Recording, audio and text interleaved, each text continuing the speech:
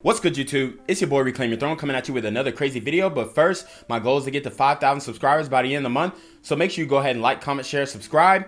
And you already know, Reclaim Your Throne.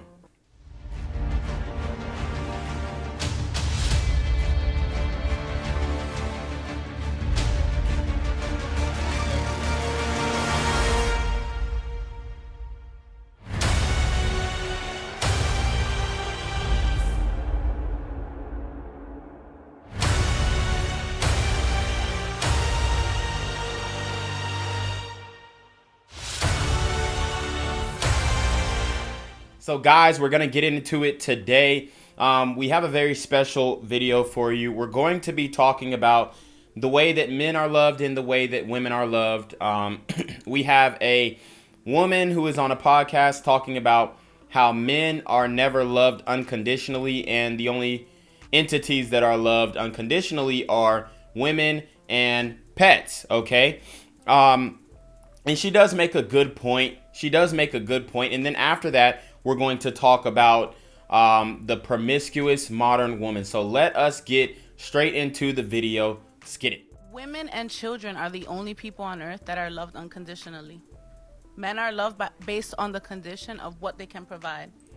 Okay, so you heard what she said. Women and children are the ones who are loved unconditionally. I think I messed it. I said pets or something, but I would go ahead and throw pets in there as well. So she says that women and children are the ones who are loved unconditionally, and that's absolutely true in most cases. Now, there are some instances where people are going to get in the comments and say, oh, well, as a kid, I was abused and all this kind of look. In a regular situation, okay, women and children are loved unconditionally. The woman is going to love that child unconditionally, and as a father, you're also going to love that child unconditionally. Now, if the man or the father in a, traditional familial structure, if that father was to, say, lose his job or, just mentally be down on himself, maybe he loses a lot of confidence due to the recession that has hit, his money is tied up in different things. She's going to start looking at that man differently because she is now going to internalize that and say, hey, he's not the man that I used to want. He's not the man that I used to love, okay? He's slipping off of his game. And that is when a woman will start getting interested in another man. What they can bring to the table. What they can do. And it shouldn't be like that. So you hear this woman. Now she's saying, oh, it shouldn't be like that. And let me turn it up a little bit. Now she's saying, oh, it shouldn't be like that. Well, that's the reality. In this construct, this quote-unquote social construct has been constructed by women, okay? Because we see that they're leaving at 78% of the relationships. And, it seems that this woman has a lot of empathy for the men, okay? And a reason for that, in my opinion, is because if you can see, she's sitting down, she's a little overweight, the fupa's sticking out. Even though she has a quote-unquote pretty face, most of the time she's not really getting hollered at like I'm sure she's got some friends who look a lot better than her, okay? So unless she just, one of them chicks who run in a pack of overweight women, then she sees how her friends think about men, okay? And she understands that she doesn't get the same attention from men that her friends who are probably in better shape with, the same facial structure, because she is a cute girl in the face. She just got to lose about 50, 60, maybe 80 pounds, okay? And that is why she is able to empathize with men, because she has seen for herself that she is viewed in the dating market differently, and she has to provide more value to a man, especially a guy who's making money, in order to secure that man, because he can easily go get a woman who is actually in shape. So she has to do a lot more empathizing with men to get the type of men that she actually wants. It shouldn't be like that. Like, I feel like we're all human. We should be it's able always to... It's always what we could do. It's always what you can bring, what you can provide, what you can do. Like, and I don't want to hear all this bullshit. Like, no, it's not. No, it's that. It's that. I'm sorry, but women say that. oh, like I want a man that's emotional. I want a man that can not provide for me, but be there emotional. Women. No, they say they want a man that can provide, bruh. They definitely say that. Okay. Always. It's always what you can bring, what you can provide, what you can do. Like, and I don't want to hear all this bullshit. Like, no, it's not. No, it's that. It's that. I'm sorry, but women say that. Oh, like I want a man that's emotional. I want a man that can not provide for me, but be there emotionally and this and that and third. Like he don't have to bring the bucks or he don't have to do this. Cap, bro. Cap. It's cap. It's always a double standard, no matter what in a relationship. As a man, you have to, no matter what, like bring certain things to the table that. And you heard what he said. No matter what, okay? A man always has to bring something to the table.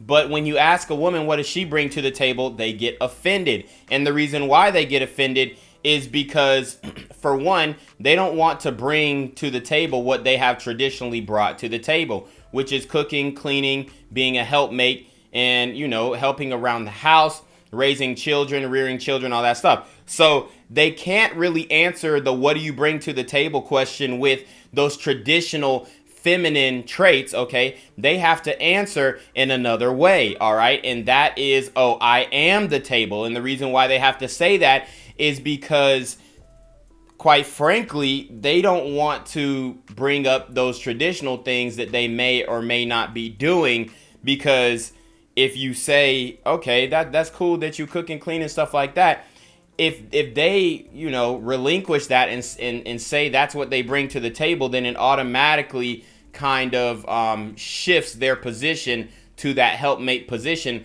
And a lot of women don't want to be in that position because they want to be strong and independent. This is the day and age that we're living in. A woman can bring, but you can't hold her to always cooking and always cleaning. Because it's like, oh no, I'm more than that as a woman. But as a man, you always have to like be the provider. The provider, not even the provider, but like the. So a man can't go out and say, hey, I'm the provider and I'm the protector, but I'm more than that. Why do I have to provide and protect? I'm more than that, right?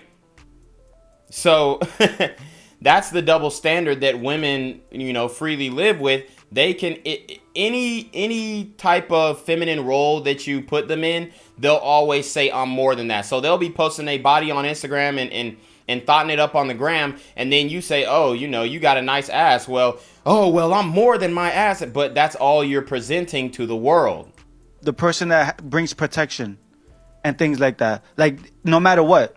Like, you got to make your woman feel safe and things like that. Like, no, but I'm saying there's certain things as a man, no matter what, you have to provide no matter what. And if you don't, then you're going to be looked at as different. All right, guys. So that was a pretty good video. And I think the Hispanic brother there described it to a T. Now we're going to watch a video of what these women, these modern women, are really bringing to the table. This is the reality of the situation. Okay, those other women in that video, you know, a lot of times they like to on camera they be capping.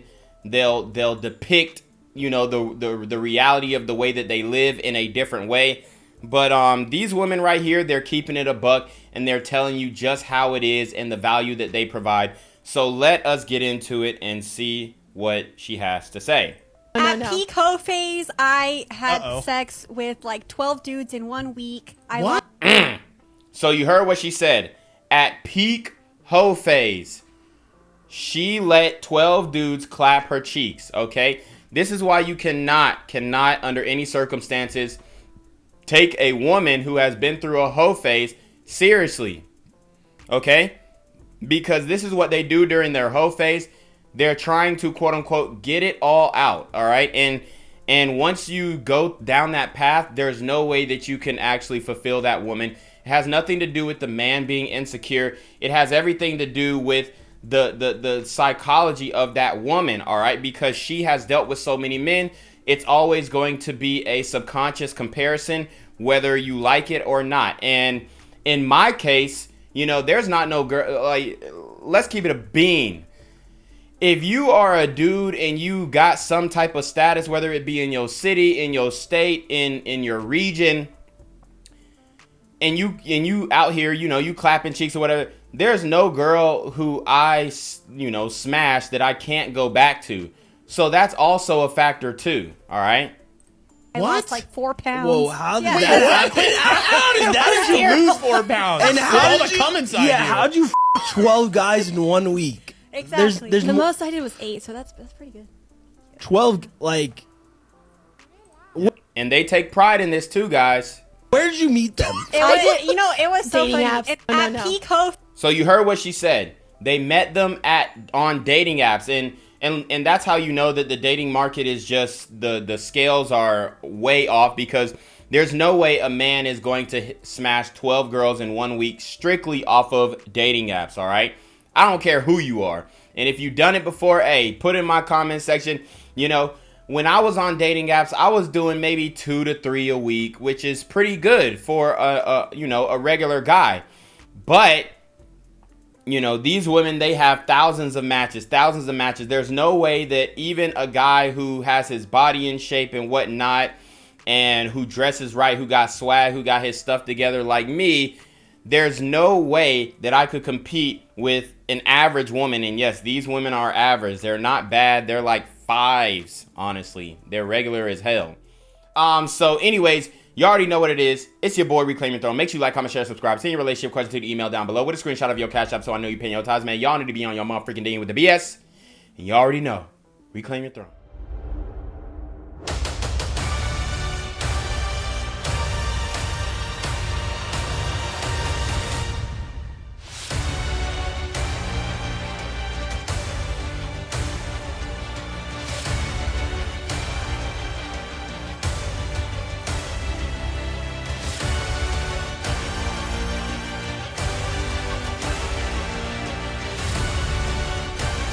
Reclaim your throne.